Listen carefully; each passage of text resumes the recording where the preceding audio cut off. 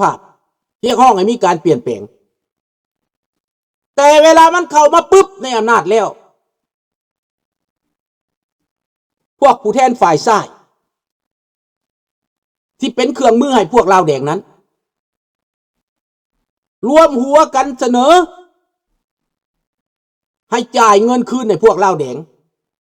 23 ปีขึ้นหลังที่เขาเสียโอกาสเข้าไปอยู่ในป่าพวกผู้แทนฝ่ายซ้ายเด้อ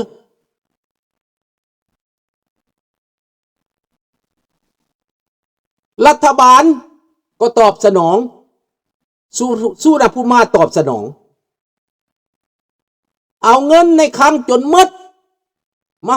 ให้พวกลาวแดงแล้วขาดคลังบ่สามารถจ่ายพวกทหารกองทัพได้แต่เอาไปให้ลาวแดงหมดเพื่อเอาใจสุพรรณวงศ์สบายดีมาเพื่อเอาใจน้องชายหัวตื่นสะเอิ้นกอดน้องชายอยู่วัดไตลงจากยนต์มาขี่ยนต์ของรัสเซียมาลงโซเวียตมาลงหอมปากกันจอดกอดกันสุขใจที่สุดในเวลานั้นพี่น้องเพิ่นว่าน้องชายเพิ่นได้เข้ามาในเมืองแต่บ่นานพอเท่าใดปีกว่าเท่านั้นพวกแก้วก็เคลื่อนไหวปลุกปั่นนักศึกษาปัญญาชนรุ่นน้อยกว่าข้าพเจ้าอีกรุ่นใหญ่นั้นได้จำนวนหนึ่งได้แต่หัวหน้ามัน21 องค์การรุ่นน้อยกว่าข้าพเจ้านี้หมายถึงว่าพวกม.1 ม.2 ฮอดม.3 ประมาณนั้นมันจะไปปลุกระดมพวกนี้มันปลุกระดมแต่ป.6 ป.5 ป.6 ให้พวกเด็กน้อยกว่านั้นอีกที่บ่ทันได้เข้าการศึกษาระดับพอสิฮู้จักผสมภาษาหลายพวกนี้ที่นกน้อยบ่จักตังพวกนี้ออกมาเคลื่อนไหวเด็กน้อย17-18 ปี16 ปีออกมาไล่รัฐบาลว่ารัฐบาลนี่บ่ดีว่ารัฐบาลนี่เป็นศักดินาว่ารัฐบาลนี่เป็นเผด็จการว่าราชานี่บ่ดีว่ามีการคอร์รัปชันว่ามีแม่จ้างนางเลงว่าสังคมบ่ดีผู้หญิงก็นุ่งเขินบ่ได้ใส่เสื้อเอวจ้ำบ่ได้ใส่ทรงขาเขินบ่ได้ต้องนุ่งสินแต่งเพศแต่งหน้าบ่ได้ดัดผมก็บ่ได้ผู้ชายผมยาวก็บ่ได้มันได้อำนาจได้บาดนี้มันออกมาด่ามันเอาเด็กน้อยพวกนั้นออกมาด่าได้มันจะสร้างสังคมใหม่ประชาธิปไตยใส่ห้องมันว่าให้เอกภาพ5 ปันหน้ากองใส่มันว่าหนุ่มสาวในเวลาที่พวกข้าพเจ้าดีใจนั้นตอนออกไปเดินเคลื่อนไหวสนับสนุนสันติภาพนั้นข้าพเจ้าก็ไปเทื่อหนึ่งดีใจภูมิใจเห็นลาวถือกันเห็นลาวโฮมลาว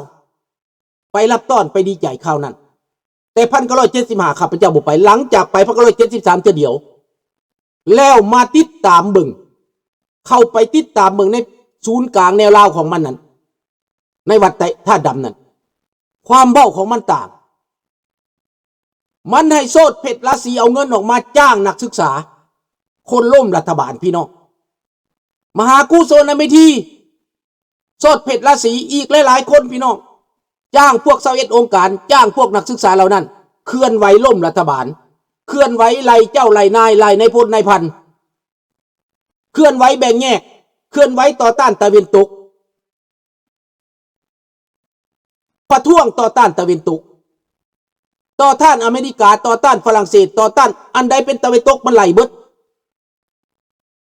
นี่พวกท่านจะเห็นในวิดีโอนั้นเด็กน้อยพวกนั้นขดึกคึกคอมดึกคือโคมเวลามันเอารถถังเข้ามาพวกเพิ่นก็ไปขี่รถถังพวกเพิ่นก็ขึ้นรถแห่มาเต้นเดาะเต้นดองมีความสุขข้าพเจ้าก็เห็นข้าพเจ้าออกแล้วหนีแล้ว จากเวียงจันทน์แต่ไปเห็นอยู่สวรรณเขตไปอยู่สวรรณเขตก็เห็นหมู่ข้าพเจ้าอีกออกหน้าออกตาประท้วงคนล่มไล่เจ้าไล่นาย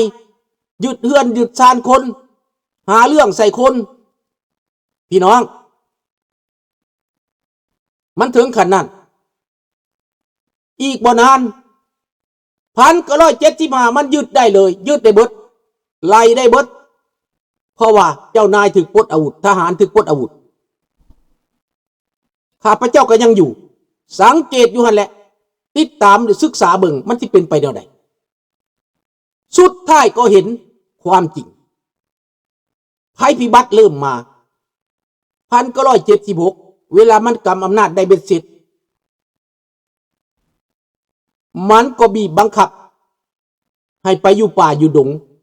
เอารถขึ้นรถขนไปอยู่พุ่นแล้วชายแดนแก้วพุ่นแล้วส่วนอยู่เวียงจันทน์ก็คนไปอยู่เวียงไซ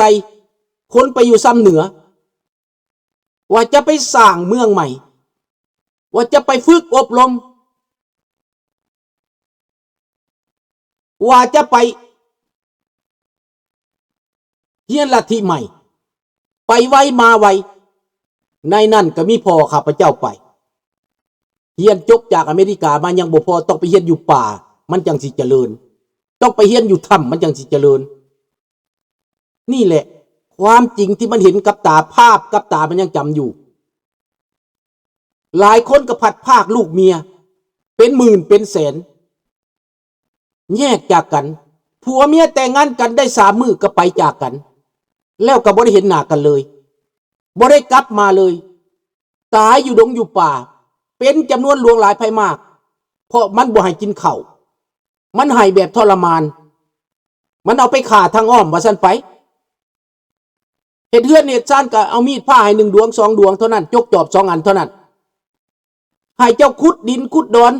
ซับลูกระเบิดซับโบบหน้าปานตายอยู่ในดงในป่านั้นชาวไร่ชาวนาอยู่หั่นเพื่อสิได้กินทางไห้กับพันไปถึกระเบิดเหยียบระเบิดตายไข่ปลาไข่ยุงตายคันปากคันห้องหลายมันก็เอาไปฆ่าไปยิงถิ่มไปฝังอยู่ใต้ดินคือพ่อข้าพเจ้าฝังอยู่ใต้ดินจนตาย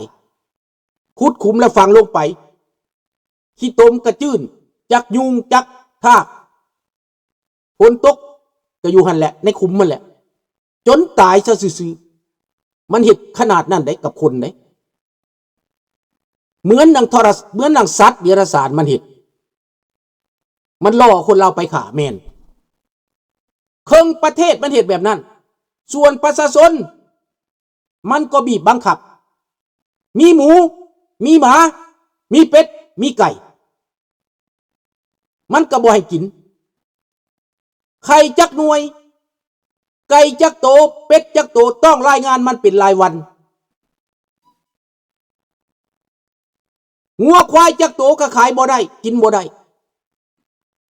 เงินคำมันกระปุ้นจากเงินเวียงจันทน์เปลี่ยนมาเป็นเงินปลดปล่อยเงินเท่าไรล้านมันก็ให้ดำ1,000 2,000ให้ดำ10,000กีบปลดปล่อยมันบ่พอตัวได้เดือนมันก็เปลี่ยนเป็นเงินกืบบรรทุกมือนี้แปลว่าคนลาวจากมีเงินล้านเงินหมื่นเงินแสนที่สะสมไว้ตลอดชีวิตที่ขายดินไห่ดินนาขายค้ำขายรถเศรษฐกิจของคนนั้นมันปุ้นมือเดียวพี่น้องลาบคาบเบิดมันปุ้นซ้ำสองพี่น้องมันปุ้นซ้ำสอง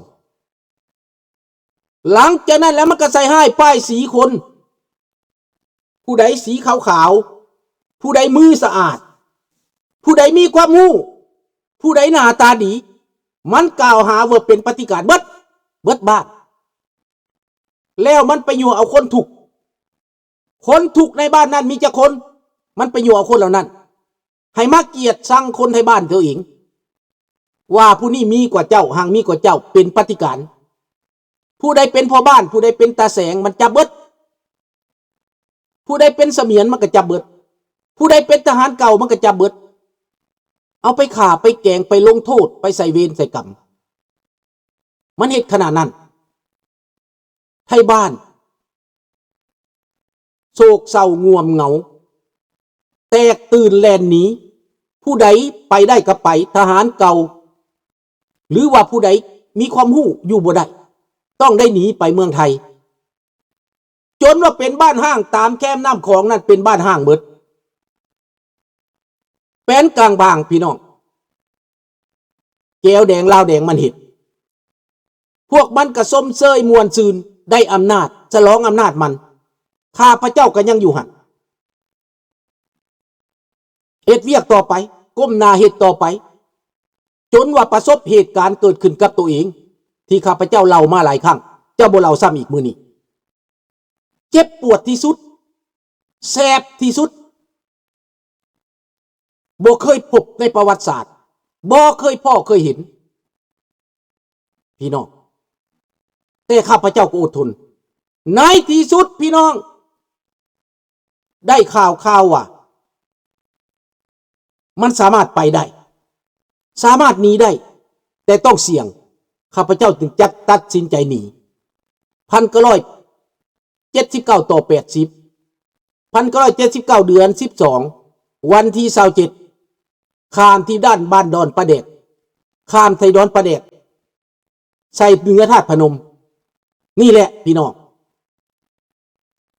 ในระยะที่ข้าพเจ้าอยู่นั่นข้าพเจ้าเห็นทุกอย่างแต่เจ้าบ่ได้เล่าในมือนี้ความเจ็บปวดการล่มตายของประชาชนความผิดหวังของนักเรียนนักศึกษารุ่นข้าพเจ้าและรุ่นอ้ายข้าพเจ้าหมดอนาคตลึบล่างหมดกลับขึ้นมาโง่หมดจากความเจริญกลับขึ้นมาหาความทุกข์ยากให้ไปเข็นอิ่วเข็นฝ่ายบ่ให้ซื้อจากประเทศอื่นให้ไปขุดให้ใส่นาให้ไปเฮ็ดนารวมยึดเอาดินเอาดอนเรือนซานบ้านซองรถต่างๆเป็นของรัฐของหลวงเบิดผู้ใดมีรถ2 แถวก็ไปเป็นของรัฐของหลวงตามบ้านนอกของหน้ามันยึดเบิดรถเมล์รถโดยสารก็ไปยึดของเขาเบิดโฮงสีก็ยึดของเขาแม้แต่โฮงสีเขาก็ยังยึดมันเฮ็ดขนาดนั้นมันปุ้นซาดปุ้นประชาชนมันทำลายความหวังของวัยหนุ่มหญิงสาวรุ่นข้าพเจ้าล่มสลายไปหมดอนาคตการศึกษาที่หวังจะไปเรียนต่อต่างประเทศในประเทศประชาธิปไตยเสรีประชาธิปไตยในประเทศตะวันตกฝรั่งเศสอังกฤษอเมริกานั่นลืมซะพี่น้องมันขนขวายโฆษณาจะล่างแผ่นดินจะเปลี่ยนแปลงตัวหลอกให้ไปเรียนสังคมนิยมไปเรียนฟรีมันว่าไปสังคมนิยมมันก็เก็บเกณฑ์เอาพวกนักศึกษาเหล่านั้นไปเรียนแล้วไปมันก็เอาแต่ลูกแต่หลานมันไปแล้วเรียนบ่ได้เพราะว่าบ่มีพื้นฐานการศึกษาไปซื่อๆแต่ไปสิ่งไปซ้อมผู้อื่นได้บ่แม่นไปเรียนได้เพราะว่ามันบ่มีพื้นฐานการศึกษาคนที่ไปเรียนต่างประเทศต้องมีพื้นฐานอย่างน้อยจะต้องจบมัธยมเจ้าจังสิไปเรียนต่อต่างประเทศได้แต่มันเรียนมาจากธรรมป .4 ก็บ่จบมันจะไปเรียนต่อได้จังได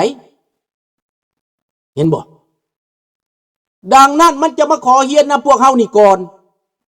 เรียนฮู้นำพวกเฮาเล็กๆน้อยๆพอปุ๊ๆปาๆงูๆมามันก็ส่งไปแต่ว่าเขาก็เอาไปพอเป็นนโยบายของพวกคอมมิวนิสต์มันเองมันจะไปเชโกมันจะไปยูเครนมันจะไปไปโซเวียตไปคิวบาแต่ส่วนหลายบ่ฮอดพี่น้องมันเอาไปปะไว้อยู่ไสไปปะไว้อยู่ป่าแถวเซโปนเมืองพีนไปขุดให้ทางสวนลอถาเพื่อสิได้ไปพอแหงพอมันบ่มีงบประมาณพอมันบ่มีเงินนอกจากนั้นแล้วโควต้าที่ส่งไปนั่นคือสมมุติว่าส่งไปโควต้าแม่นแล้วมันโฆษณาส่วนเสือโควต้าที่จะไปรัสเซีย 2,000 คนมันจะเอาเวียดนามไปแล้ว 1,500 คนแทนคนลาวได้แก้วมันจะเอาโควต้านั้นไปมันบอกอันนี้แหละลาวมันส่งไปมันบอกว่าลาวแล้วอีก500 คนมาให้ลาวบางเทื่อ300 คนเป็นลาวไปดังนั้น